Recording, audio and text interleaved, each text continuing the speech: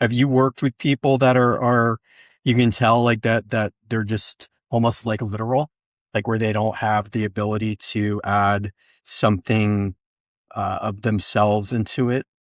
Absolutely. I've worked with, that happens a lot of times with, a director, let's say, for example, going back into sort of my other world of like more like advertising television stuff, where we'll create a storyboard with the concept of what we think should happen. And there'll be directors who will take that storyboard and do their own and add all these really neat treatments to it, right? If it's like, what about if we come in from this angle and we see it up here and you're like, oh, cool. And then there's other ones who are literally like, here's your storyboard and here's how I will execute it.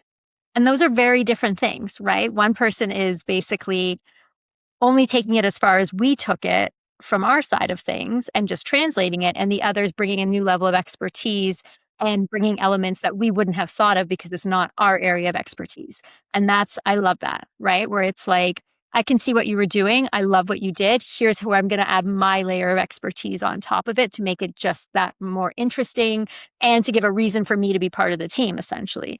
And that's where stuff really grows and comes alive. I always prefer to let people do what they're good at, right? Like if this is your area, I will give you guidance and suggestions and feedback, but I want to see what you want to do with it, right? I don't want to prescribe it down to the point that it's as good as I could do because might as well just do it myself. I want to bring in somebody who's going to bring in elements that I wouldn't have thought of or that I wouldn't be able to execute on my own. Yeah. You kind of get the feeling sometimes people are like just they've been so like broken by the system, right? 100%. Because like I think what ends up happening, my experience at least, is that you have people that are part of a cog, and Mm-hmm. you have people that are just like, okay, I don't have any creativity, but I'm going to keep on like asking you to try do this or do that. And um, then somebody else comes in and contradicts it. And then all of a sudden it's like the thing that you Yeah. were really proud of, that you were, worked really hard and thought was very creative. It just becomes watered down because all the people want to put their input in, and also they don't necessarily want to risk things. So they want to be a bit safer. So all of a sudden, and so then if you have that happen to you repeatedly, Yep. then what ends up happening is you just go, what's the point of me like putting all this time and Your effort soul into has been something? crushed. Yeah, you're exactly. What's the point of all that if I'm just going to constantly have to like the thing that they're going to end up liking is going to be the most boring thing anyway. So I Yep. might as well just, you know, do what Might as well start do there. yeah. And then Yeah.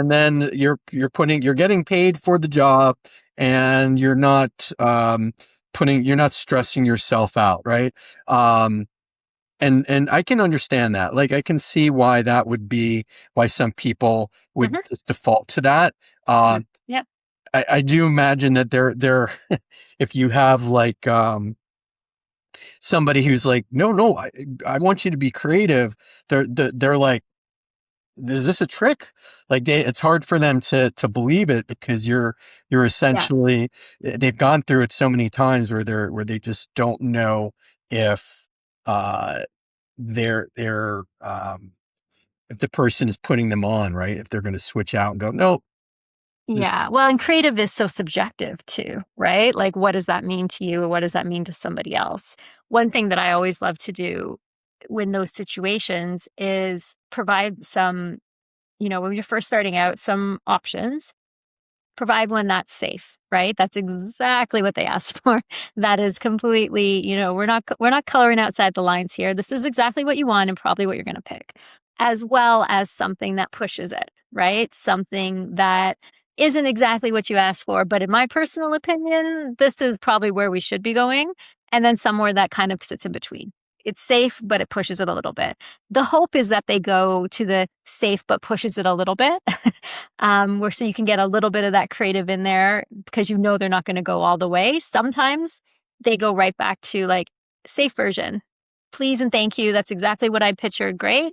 And every once in a while you get them being like, ooh, let's go out there. Let's do something really unique. But it's tough to constantly, go out there and have them always pull you back into the safest possible place that there is. But as a creative person, I feel like the only way to prevent the soul crushingness of it is to at least keep trying, to at least give something to it. If they don't go there, that's on them. But at least you feel at the end of the day that you went there. You at least tried. You did something that made you feel good creatively. Cause sometimes that's actually what's important, right? To make it a little bit more fulfilling is that you're like, at least I did do something I thought was really neat and put something into it. And I'm going to try again because one day someone's going to agree. Yeah. Yeah. So it's, I guess, how do you keep on, with that drive, I guess, to, when you've always had, Mhm. like, or have you had enough situations where that's paid off for you that you keep on doing it? I've had my fair share where it's paid off for me. And a lot of times it comes from earning the trust of people, right? That they know you can do safe. They know you can execute exactly what they want. And they've seen you do some other stuff that's kind of neat and they're willing to trust that. Right. But Mhm. that often is not your first time out. Your first time out is, the safe option, but at least be like, okay, but I saw you did something that was a little different. That's cool. Noted for the future. And I've had enough times where the out there option has gone further. The one that I'm like, this is creatively where I'd love to be, that has actually been the one that has happened, that it makes me want to at least keep that in the mix. Right. It's not going to happen every time, but I also, from for my own sanity, need to at least put it out there to try. Right. Yeah. Well, that's good. I mean, I'm sure there's plenty of people out there that have just kind of like I know when I was in-house artist, uh I had my the art director kind of I wonder if because he knew what it was like for himself. So he kind of threw me a bone where he would like give me projects that did have a lot of creativity. And Mhm. then there was things where it's like, just whip something out really quickly. There's a good chance it's not going to be used. And so, I would put everything I could into it, but my timeline for it was like, it had to be done in 3 hours, right? Versus you have a whole day to work on it or multiple days to work on it. I want it to look really good. I want to see different variations on it, right? So you, you actually learn how to, um, do things pretty quickly at a pretty high caliber. Yep. And because, when you talked before about you can only have 2 out of 3 fast, Yeah. cheap or high Good. quality, whatever. Yeah. Um, because I was salaried, it didn't matter. Yeah. You removed the cheap aspect out of it, so you can get fast and high quality if Yep. you needed to, right? Absolutely. It's really just, again, it depends what capacity your creative is in, who you're working with, who you're working for, your relationship, all that kind of stuff. Like that all plays into the mix. And obviously the more stuff you can do that is things that you chose, you created yourself, the more creative freedom you're going to have. Anytime someone's a client, whether they're an employer or, a one-off client and they have a say in it, all of those expectations have to be tempered, right? In terms of what you're doing, how they're going to receive it, all that type of stuff. And part of it is, have you worked with them before? Do they know you? Do they know how you work? Do they trust your process and what you come out with? And you do earn that over time, right? The more you work with the same Yeah. people, the more they do start to trust. Hey, sometimes you offer up some solution that is very different than I was expecting, but you have a good track record on delivering on that. Let's see where you can go with it. And other times, no matter how much you push and how much they trust you, the safe, just do exactly what I said version is what you need to do. And that's okay too, right? They can't all be creative triumphs. Sometimes they just need to get the job done. Yeah. Yeah, that's right. I mean, not everything is going to be the best thing you've ever done. It just you have to be okay with something that it's the best you could do with the time you have, right? And that's I mean, there's nothing wrong with that, right? Especially if at the end of the day, what I find is funny too is that um people, even if they're in the creative industry, don't always know what high quality is. Right? That Like is true. they know when they like something, Yep. but they don't always know when something is like, of a like just there's a lot of nuance in it, and there's lots of complexity in the thing you've done. Yeah. It just they're for them, the way I look at it, and this isn't necessarily a knock on Michael Bay, but it's like you take something like a Transformers movie, Yeah. which it's not highbrow. Like it's fun. It's meant to, the story's kind of meant to be, it's not really not necessarily going to make complete sense. There's good guys and bad guys, and Yeah. the good guys look like they're going to lose, and then the bad guys eventually lose, right? Like all of those things. You go through that formula, and everything looks really good. It's all like Hmm. super high quality in regards to visual, but story, it's not. Same thing with like a Zack Snyder movie. Like it Yep. there, but then you take something like Christopher Nolan or some other Steven Spielberg, which are much more. They'll take story where it's much more complex, but they make it look like Yeah. simpler in many ways, right? Although Christopher Nolan stuff is pretty complicated sometimes, but like for the most part, there's a lot of different levels of like story that's happening and different lots of subtext and all that kind of stuff. And so somebody's going to get multiple things out of it, especially on multiple Hmm. viewings of something. And so there are people that, and I'm not saying I'm one of those people that gets these really high, um, like level Hmm. movies or shows or whatever. Sometimes things are above my head. I like it, but it's above my head. But like the point of what I'm trying to say is like you can still get a good something that's really good that isn't necessarily super like complex and 100%. yeah. Absolutely. And good is in the eye of the beholder, truly, right? And depending on who your client is, who the audience is, sometimes it doesn't need to be that perfect, that deep, that interesting, that whatever, because that's not what they're trying to achieve.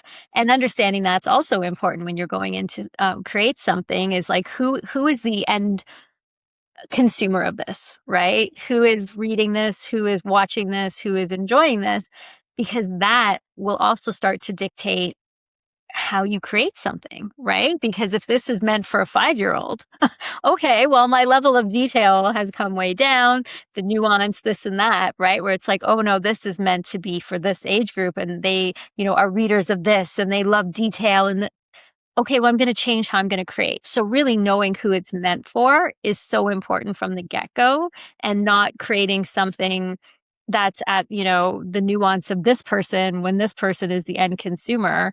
You want to make sure you're creating for the right audience. Yeah. Well, I think that the the other point I'm trying to make is that people are like, it's only good if it's like a 4 quad, like it's a Mm. Pixar movie it's got high concept, but it's also simple story. And also like kids love it, but adults love it too. Like it's all the Everybody things. loves it. You Yeah. know, like, yeah, it's everybody can get something out of it. That's really, really, really hard to do. And Oh gosh. I don't, I mean, there's nothing wrong with attempting it, but also, like to your point, know your audience, and if it's kind of silly fart joke stuff, then lean into that. Make it as funny fart jokes as possible. Don't worry so much about like the story being like, making a whole lot of sense. It's just if that audience doesn't care about like a solid story, they just like the fun art and the funny things. Then why not, right? Well, I mean, I think we can all agree that the Emoji Movie was hardly an amazing movie. It Hey, was that was my favorite movie, and I've watched that. I've learned so much about life from that movie. So come on, and tread carefully on this one. my point was going to be people that love my son loves the Emoji Movie, and he Yeah, watched it when he was little, and he thinks it is hilarious. And why am I gonna yuck on his yum, right? Like, yeah, if he likes it, great. You watch it, you enjoy it, you laugh, you think it's fantastic. That is fine. And I think that's sometimes what we forget is like, you get critics or somebody being like, "Oh, this is the dumbest thing ever." It's like, but were you the audience? Were they making it for you? And if they weren't, shut up. Because maybe Yeah. it wasn't actually meant to entertain you. It was meant to entertain this group of people, and it hit them exactly how it was supposed to. So Yeah. that always has to be taken into account as well. Yeah. No, you're right. That's why it's always important not to insult your audience or insult somebody's audience, right? Like, Yeah. because that audience could be your audience too. So you have to. That's why I don't like I people that critique like movies and TV shows and stuff. Like I don't do that. I always find that to be a little bit. I mean, Everyone has different tastes. Everyone likes yeah, different things for different reasons. And I always hate this, like, oh, well, before I see it, tell me what the reviews are. I'm like, but is it something you would have chosen to see? Is it something you're excited about? Who cares what the reviews say? Go see it, right? Like, you might absolutely love it. And the reviewers might be like, this was the worst thing I've ever seen. And it's like, yeah, but you're not them. You like what you like. They like what they like. And that's fine. yeah. Exactly.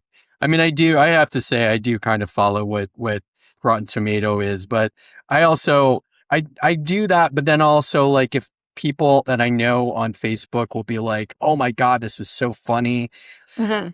or it was really worth seeing. I trust them over what I would trust like Rotten Tomatoes to be. Especially now, like, things get review bombed and stuff like that by Yeah. people who don't like a specific actor or don't like a specific subject matter in it, and they just go out of their way to, like, trash these movies, and sometimes you're like, "Oh, okay, is it really that bad?" It's like, "No." It just one particular group of people, whoever they might be, were not fans of it and made sure that their feelings were heard. Yeah. So. Anyway, I think I could still work on this quite a bit, so I think I'll save that for next time. Like it's pretty solid now, I think, Yeah, there's compositionally. definitely characters and story, and it's really starting to come alive in The Shark. Yeah.